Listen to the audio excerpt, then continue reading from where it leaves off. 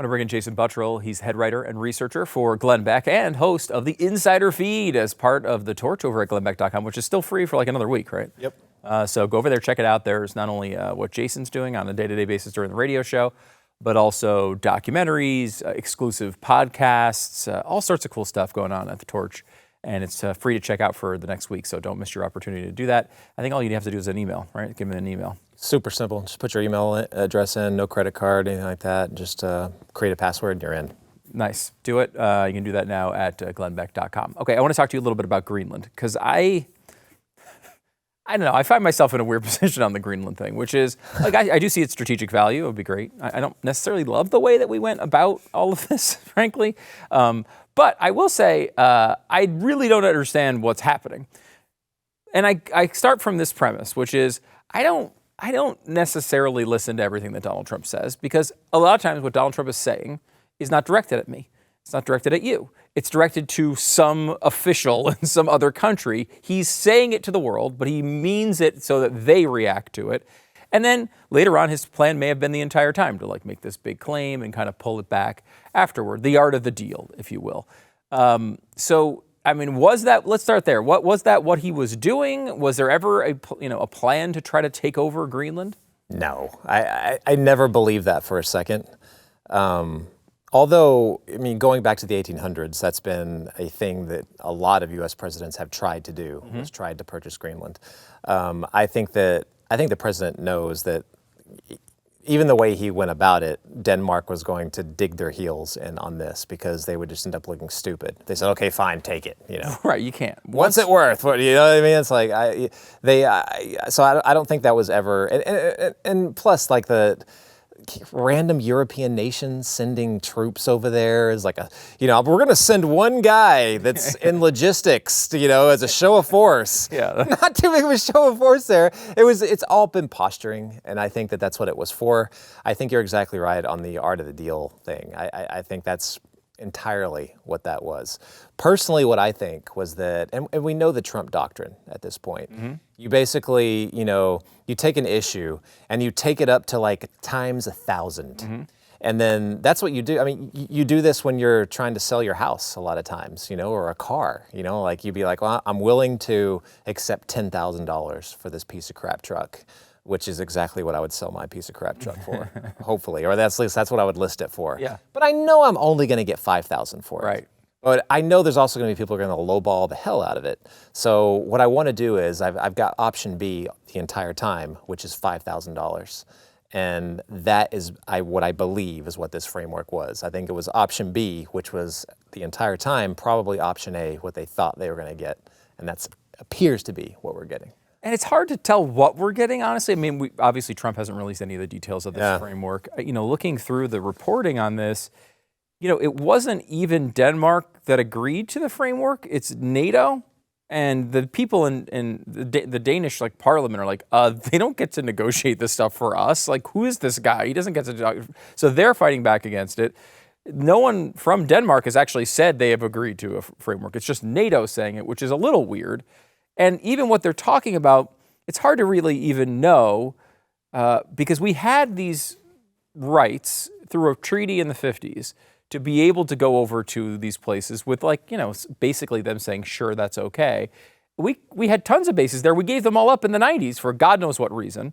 And now, couldn't we have just gone to them and said, hey, we've got this treaty already. We're going to send troops over to these bases. We're going to reopen them. We're going to put the Golden Dome in those locations. I mean, did we need to go through all this hassle to get to this point? So I think what's really important to look at this is the realities of the 1950s and the geopolitical, mandatory objectives, which collectively in the West we all agreed to. Those no longer exist. Yeah. So as much as they love to scream and cry about Russia, I don't think if you really talk to them, much of them are too worried about being invaded by Russia, even though they scream that is their main, defensive posture. Russians can't even get through Ukraine. They're definitely not getting through Poland. I don't think they'd even get over the border in Poland. So, and all of them know this. But what happened in places like, the Diego Garcia thing earlier, that kind of shows that the geopolitical perspectives have changed. interests have changed. The UK is not really too concerned about that anymore, mostly because they know that we're going to take the lead anyway. But I think that was a huge signal to the Trump administration that even though maybe Denmark and the rest of NATO agree with us on, why it's important that we, we have the responsibility for most of the security when it turns to Greenland, that won't always be the case. So the way the 1950s agreement works there is that has to be re-upped every once in a while. Mm-hmm. There's no guarantee that will. One day they could say, "No, we don't want you guys here anymore," mm-hmm. and that's a very, very dangerous reality for the Americans, for us. I think that if in this proposed framework, you're right, we don't know too much. We know that it was an agreement, or at least a discussion between NATO, the NATO head, Mark, whatever his name is, mm-hmm. and President Trump. But then Denmark, I would assume, is somewhat involved, because I'm sure that they were like, okay, I'm sure the NATO guy went to them and said, what would you be willing to do? We have to have the Americans on this. Without America, there is no NATO. We have to have them, so what would you be willing? So I assume that it's like these back channel discussions. Mm-hmm. But nothing, and again, a lot of this framework could be more posturing. It could be more of, this is another one of the extremes of what we'd like. I don't know, but it still signals to where Donald Trump is going. So right now it says in this framework, if any of this is true, is that we will have bases, potentially multiple bases, and we will, that like the area around our bases will be sovereign. So we'll never have to negotiate these treaties again. We will just be there indefinitely. That's what they want.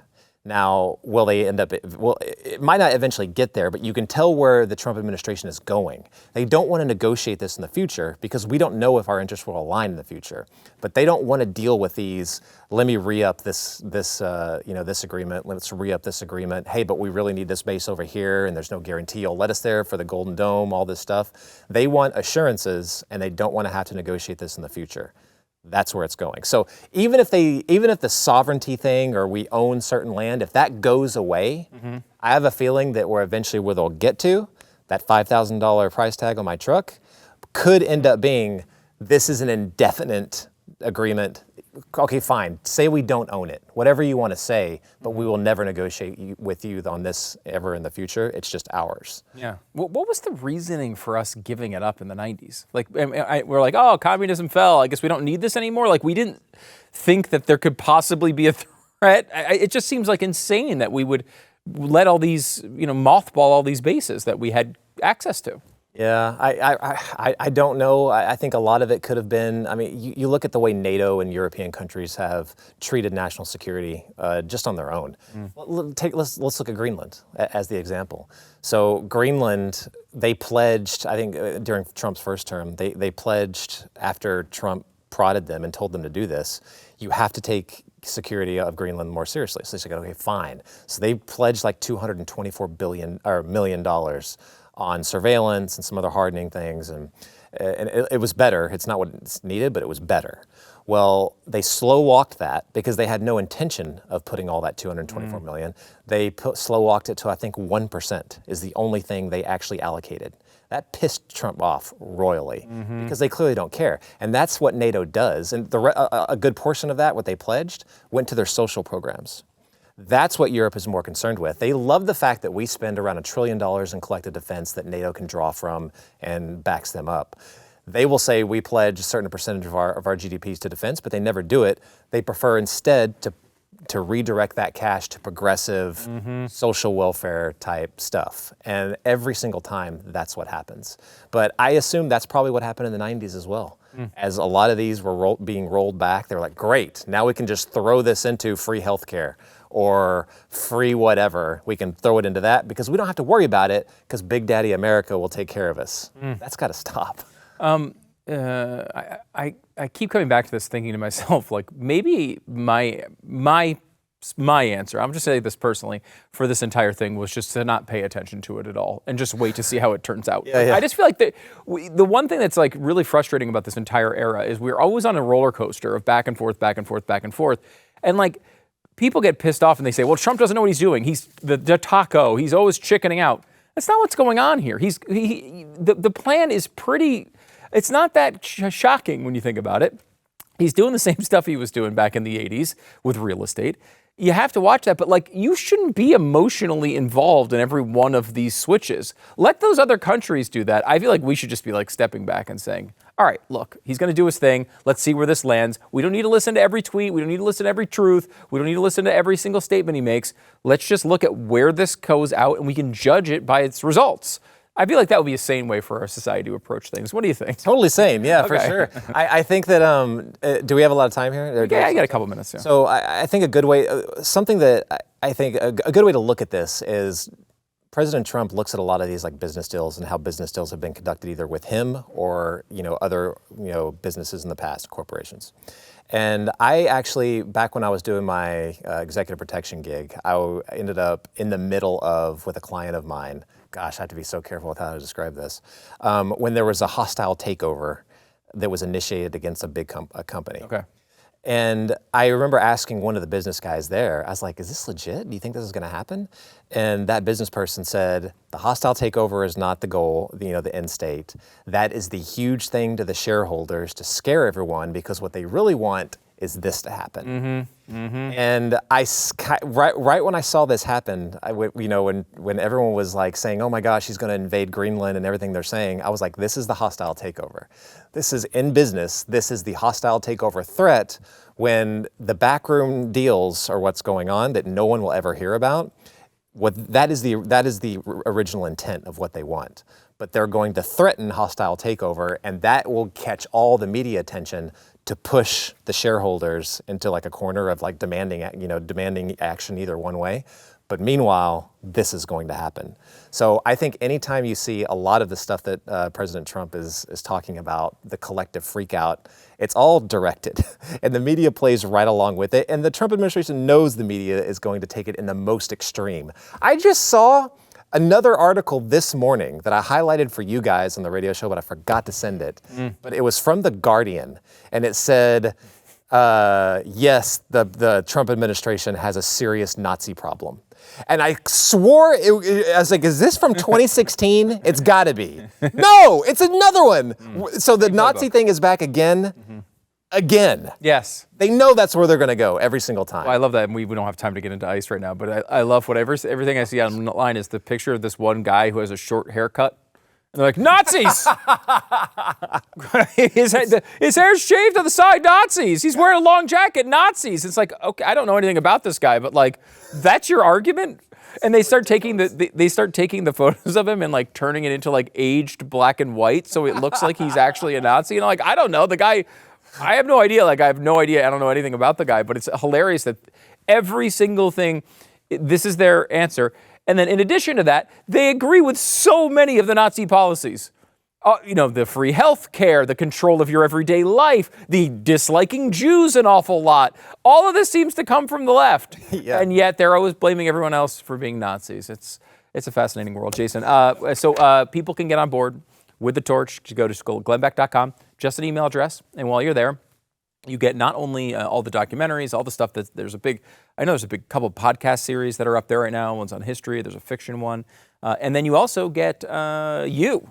Yeah. I mean, what more could you want? You, during the radio show, right? Commenting on what's going on a day-to-day basis. You also get some George AI and Glenn AI podcasts that we're throwing together every single day. Those are crazy. And speaking of China, we did a huge one on unrestricted warfare with China. That's a 4-part series. That went live yesterday. You got to read that with all the new stuff coming out with China now. It's insane. All right, tons of stuff. GlennBeck.com. Check it out. Jason Buttrill, head writer, researcher for Glenn Beck, and host of the Insider Feed on The Torch. Thanks so much for coming on. At BlazeTV, we've built a home for some of the strongest, smartest voices in conservative media, people who tell it like it is. It's everything the networks won't show you, delivered on your terms, on any device, at any time. And it starts at just $8 a month. So if you're ready to keep winning, go to blazetv.com/Stu. Subscribe today. Save $20 off your annual plan now. It's blazetv.com/Stu.